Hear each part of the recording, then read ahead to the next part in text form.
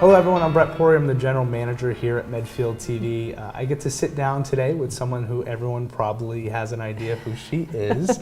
It's Jean Mineo. She is of the Cultural Alliance, and we're talking a little bit about the Medfield State Hospital today. Thanks for having me. Yeah, absolutely. So the first thing is, I guess my question when you came in here and wanted to kind of talk about this was, why you? Why are you the one that's talking to us? So give us a little bit of your background of how you got here. Sure. Well, I do have a career in managing nonprofit arts organizations, mostly community-based. I ran the New Arts Center in Newton for 10 years, and Boston Sculptors Gallery, and JP Open Studio. So a wide variety of arts, nonprofits. And I've been in Medfield now for 14 years, and became involved with the Medfield State Hospital master planning process almost 4 years ago now, and went through that with an eye toward whether or not there'd be an opportunity for cultural redevelopment as part of that master plan. One of the things that I questioned when you came in was like, what are you a part of? Because I see you everywhere. You're all over the place. And really what it is you're involved with everything that's art here in Medfield. It seems like culturally based, I'd say, yeah. Everything that right. Either paintings or pictures but it's even music, you support it and you're there and enjoying it, so it's awesome. You know, the Cultural Alliance is an umbrella for all those kinds of organizations and arts disciplines, and in Medfield, the net for culture we cast wide. So we would include the Garden Club, the Historic Society, all these organizations that are offering cultural programming to the community really falls under the umbrella of the Cultural Alliance. Not that we have, there's no sort of formal relationship or oversight or control, but we really wanted to be a central organization for promoting all of these activities and being, a place where the community could go to find out about some of the really amazing offerings that we have in town. Now, the Cultural Alliance, I mean, forgive me, everyone in Medfield's probably like, Brett, we all know. But for me, the outsider, what does the Cultural Alliance actually do? Like, what are you guys constantly doing? Well, you probably know us best for the Holiday Stroll, which is an annual event in December on the first Friday, and it coincides or runs sort of concurrently with the tree lighting that Memo does, which is such a wonderful event for our community. And it used to be that Lourdes would have a Midnight Madness sale, and when that went away, the Cultural Alliance started to think about how we might help sort of reintroduce that, but with a cultural slant. And so that's where we've come to include about 40 artists in the evening at 3 sites, and we've just seen an enormous sort of outpouring of interest from the business community as well, because it's such an amazing night, and to be outside and see the families enjoying the community and each other. And artists have told me who do a lot of these kinds of craft shows that Medfield is really different, and what they say is people are so happy here to see each other, and they know everybody, and they say you don't see that in other shows, and so they keep coming back. Every year we have about half repeating and half new to kind of show some of the other regional artists in our area. So the Holiday Stroll is probably the biggest thing or the most visible thing that we're known for, but we've been producing a monthly e-newsletter with all the happenings in town, sort of the one place to go for several years now. We were formed officially in 2015, so it's been about 3 years. I got to experience my first Holiday Stroll and then the tree lighting. They're two separate things, right? So one of the things that I thought was amazing, I brought my girlfriend down here, and the two of us were like, I think everyone in Medfield. A lot of people came out. Everyone comes out. It's amazing. But Medfield definitely supports not only its own events, but the art specifically. And it's funny, I still hear about the Lourdes Midnight Madness sales and stuff. So the history of Medfield and gathering is well established. It's awesome. Well, and those shared community experiences are really important towards resiliency and a healthy community. And the arts are really an awesome vehicle to be able to do that. And so that gets us right into the next part of this. So now you're established yourself in the Cultural Alliance. Right. And now the selectmen appoint the Medfield State Hospital Committee, and you were one of the members that was appointed. Was it specifically because of your involvement of the Cultural Alliance? I think so. That was the expertise that I brought. I was actually a member of the Resource Committee, and there was a couple of others of us that brought different expertise. So while we were not able to vote officially or formally on any of the initiatives, we were always there to help sort of put context for some of the decisions the committee members were making. And this board just whipped together a quick plan, right? That was all yours. Yeah, piece of cake. Yeah, No, it was 4 years of Nearly very 4 years. strategic planning that Right. you put together. You took in a lot of input from the residents. Yeah. I know that I came in the last year and a half of it, and I saw a lot of what you did. Right. It was pretty amazing. Right. Well, the community input was a really important component from the outset, because ultimately the community needs to adopt the plan and live with the repercussions for generations to come. So between the public surveys we did, a number of public meetings that were always incredibly well attended. I mean, like you've said, the community cares.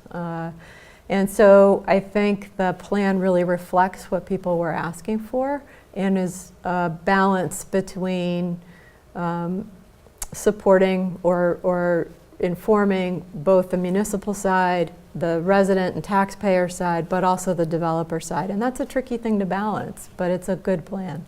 Absolutely. And so now let's get into the nitty-gritty of what you kind of Yeah. put together here, is specifically the art center, Right. which is really going to be, it's at the church with the giant bell tower. It's The kind of the chapel, heart of The center of the campus, Medfield the core. campus. Yeah. It's awesome. It's I got the John Thompson tour. Right. I got to see it, and he brought me inside that chapel, and we Yeah. got to Oh. see the inside. It's It's really amazing. cool. I mean, it's Right. really cool. Right. But so tell me a little bit about the plan Sure. and what you guys saw. How did it become that chapel was going to be the art center? How did Right. that come about? Well, as the master plan was evolving, we were also hiring some consultants to help us understand the market in the region, basically. What was the need, and is there a sufficient need? And then we did an architectural feasibility study to say, with this kind of demand and use and scale, could these buildings even be renovated to support those programs? And the answer continued to be yes. So we kept going down the path. We also heard from the community that if any building were to be saved, they'd want to save the chapel. And so the idea of preserving that as a civic use or for public use and public programming was always sort of a core of all the iterations of the plans that we considered to get to this point with the master plan. And the Cultural Alliance was willing to step up and do some additional work to determine if that building could be useful for that. And the answers continued to be positive, so it became sort of the core of the master plan in a way, at least physically or geographically. But we also came around to thinking where that might just happen in the end, it would be a nice amenity, to thinking that this is really going to be a driver for the rest of the plan, and it ought to be a first project, a first phase of development, if you will. Given the complexity of the rest of the plan, that would have to be phased over time. A cultural center like what we're talking about could actually help attract developers. It could help with the absorption rate of the housing to come. It could help with the increasing the assessed value of the property once it's activated, right? Once there's people coming back. And if you've ever been up there, which you have, you've seen dog walkers and kids riding their bikes, and the community has gotten used to, and I think really feels ownership of the property and wants to maintain that access. So having an arts center really is the invitation for people to continue to come back, to take a class, to attend a lecture or a performance. It provides a reason for public engagement, and it's really the idea about stewardship of the property, of the grounds where we could do some outdoor programming, but also of those core buildings within the center of the campus. Yeah, it's definitely awesome to go up there and walk around. I mean, it's beautiful. It's a beautiful campus, but it has this really cool, with nature, it also has that historical thing of walking around. So you kind of get both feels. You have this nice historical feel of the buildings and all the history behind it, but then you have the nice nature walk around. So to give it a reason to go up there and something to see would be really a great addition to that beautiful campus. And would be for the entire community, in fact, the region, right? Some of the events and performances would be a regional draw, not just to serve the new residents that might come into the housing units that would be built within the campus itself. Right, it's not like it's going to be a closed campus. Correct. It's going to be still wide open, so people can still go up and enjoy it. And certainly with Medfield being so artistic, I mean, right now, currently, we have 53 paintings amazing. Yeah. put up from people, from residents, just to plug myself, right? We have 53 different paintings in here, and it's Right. like, these are just residents who just paint for their free time. They're here. The There's artists are here. There's a lot of artists in here. So we have the chapel.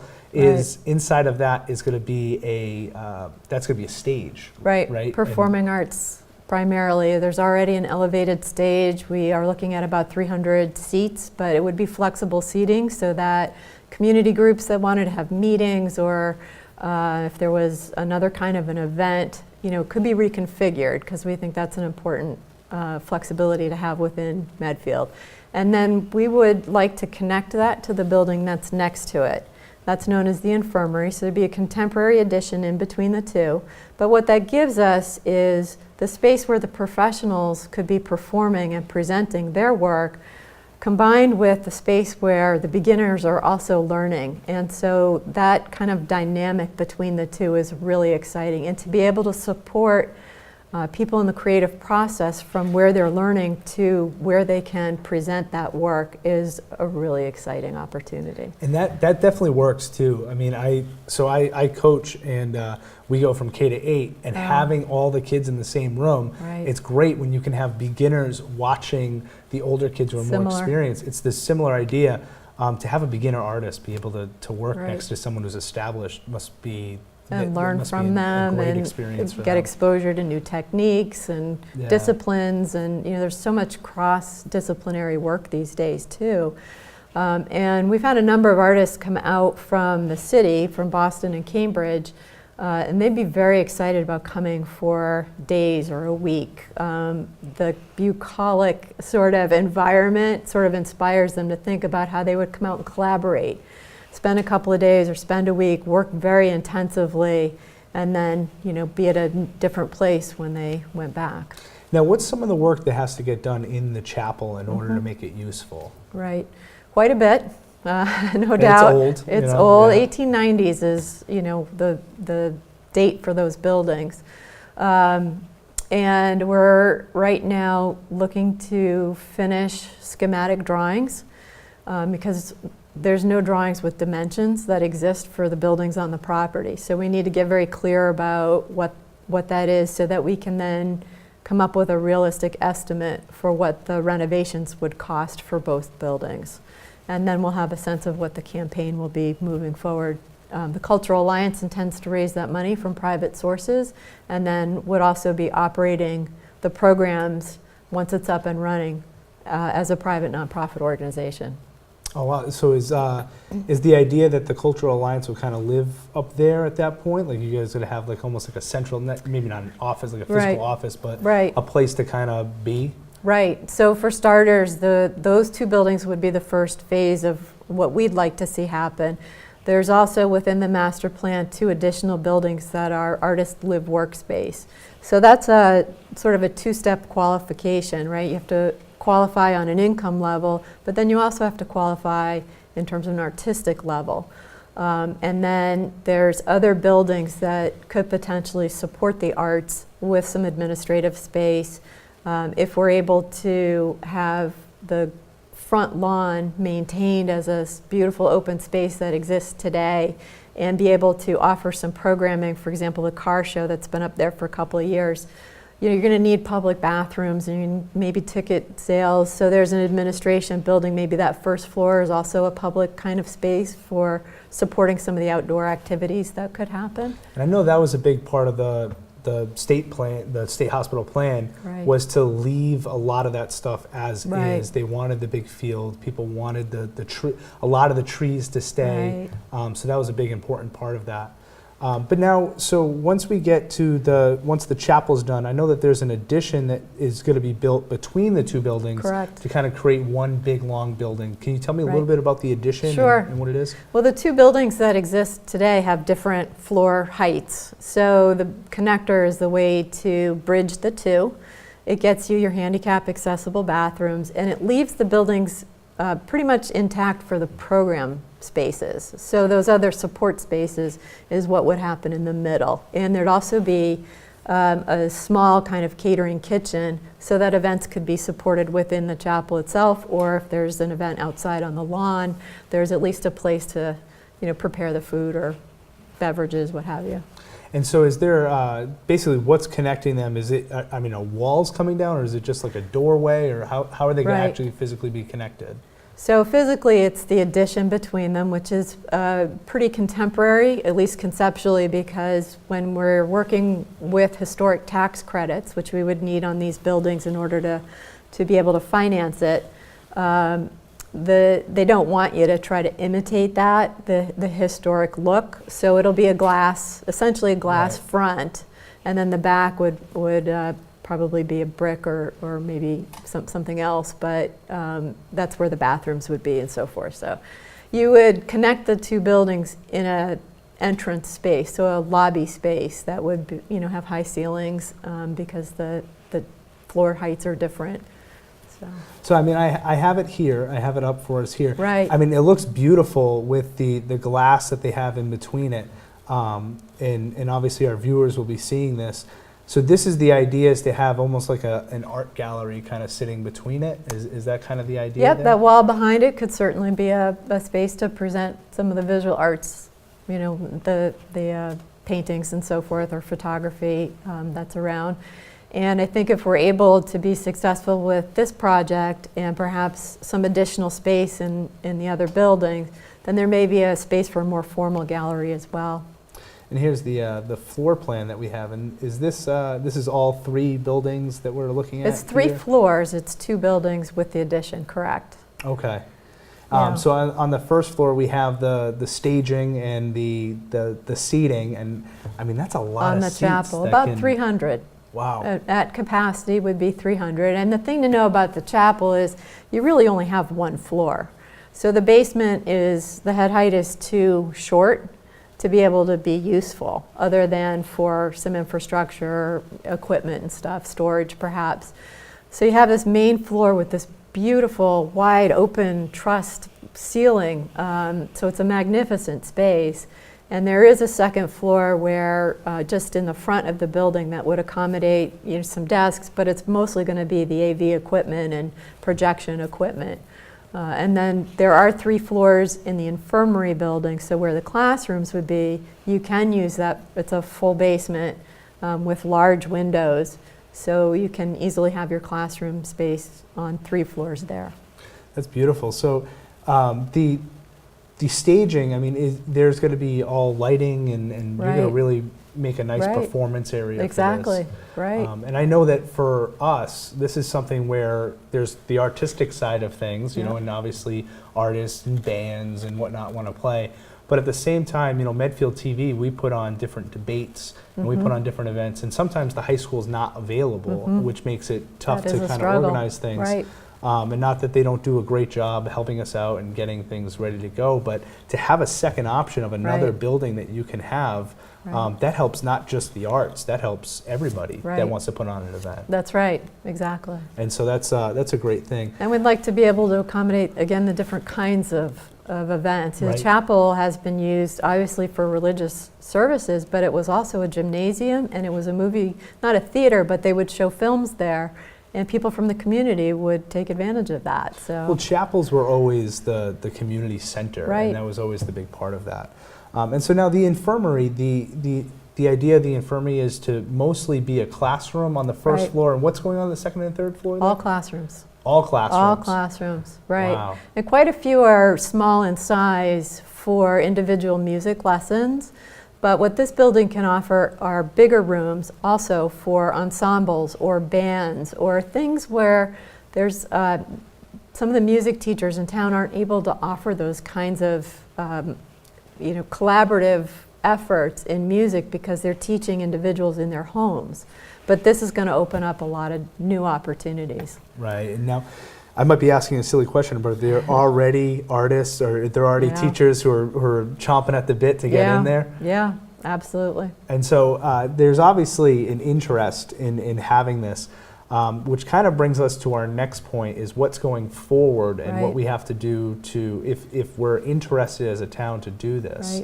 We have the special town meeting. Correct. Which is coming up, and that's, it was going to be October 22nd, but the date is kind of in flux right now. But Probably we know be a little later than that. A little later than that. It's going to be in the fall for sure. But what's important about the special town meeting that people need to know? There's several articles, but the one that we're interested in advancing is an article that would give the Board of Selectmen the authority to enter into a lease for this project for arts and cultural use. And what's important about that for us is this is going to be a multi-million-dollar fundraising effort. It'll be a regional effort, and in order for us to get started on any major gifts, we really need to have some site control. So right now I have nothing to offer those donors until we can say for sure that this project could advance if the funding, were realized. So that can't be the hurdle. So this article doesn't actually compel the board to do anything. It doesn't obligate them to do anything, but it does set the conditions that when the Board of Selectmen feel the time is right, then we could enter a lease for the property. And so that's, I think, the important detail is this is not, and this is where voting often gets confusing, is you're not voting for the art center. You're voting for the selectmen to have the ability to open this up. That's right. And even then, they don't have to do that. Right. We hope they will. Right, you hope they will. 4 years of planning has led to this. Which I know the idea is, you guys have had a lot of discussions about this, but I'm sure that following the plan is around there in that idea. But the residents need to know what's they're voting on specifically, and so it's the opportunity to sell this and progress it forward. To get it started. Given that the rest of the property is going to take some time to rezone for any of the housing or the commercial space to happen, and we haven't had that vote yet. The arts use that we're proposing is allowed within the current zoning, so it doesn't need to be rezoned for this to take off. The piece that we need is some kind of an agreement that we can proceed with this, and so that's what we're asking for. Absolutely. And the other thing too is, the sooner that this gets done for you, and this is something that we talked about before too, is it's also not going to happen tomorrow. This is something that's going to happen over time. It's going to take a few years. I mean, one, even just to build the building, but to get the funding and to get everything in place. So this is just the beginning. This is the beginning of kind of step two. You saw through the plan, and now we're kind of at the beginning of the next step. And this has remained sort of steadfast within the master plan. So, and this is the master plan, is this particular use. And we have a capable community group willing to take the lead and commit to that project. So it's not that we're changing anything within the master plan. We are simply trying to advance a piece of it that could actually be beneficial for the rest of the development. An art center being up there, I felt like, from what I saw, was always a part of the plan. Correct. And that was something that I think the whole town really wanted. And we talked about that in this interview a little bit, was the town is very into their arts and very into music and performances. To be able to open that up into, to allow other people, like you said, there's people in Boston who are interested in coming down and performing here. I'm sure there's a lot of different performances that are interested in coming and performing in what will be the historic Medfield State Hospital chapel. That'll be something that's very interesting to see as it goes forward. I guess, is there anything else that you want to add and talk about? Is there anything else about the plan or the design that you feel is like an important detail people should know? Well, what I'd say is what's unusual about this and what makes it really special is the connection between the two buildings. So to have the education side with the performance side, it's not something you find with many performance venues. And we know how much Medfield cares about education as well as the arts. So this is really an incredible opportunity for the community. Is this something that the classrooms, are they something that, I could take a class there and sign up? Is this just everybody is allowed to go up and take a class? Absolutely. even if I have Yeah. like two terrible hands for You and me both. yeah, but eventually, I mean, you know, that's something that we can definitely, I would definitely be interested in something like that, you know, to be able Right. to just kind of go up and take a class and sign up. Well, That'd we be can awesome. imagine both, you know, there'll be fee-based classes Yep. or music lessons perhaps, but we imagine free programming as well for the community, which is the beautiful thing about dip your toe in bringing art, you know, people yeah. together. Yeah, and trying something new. And the idea of sort of encouraging creativity and innovation can only also be helpful. For example, some of the commercial ventures that might be coming and some of the incubator kinds of spaces that we could imagine this supporting.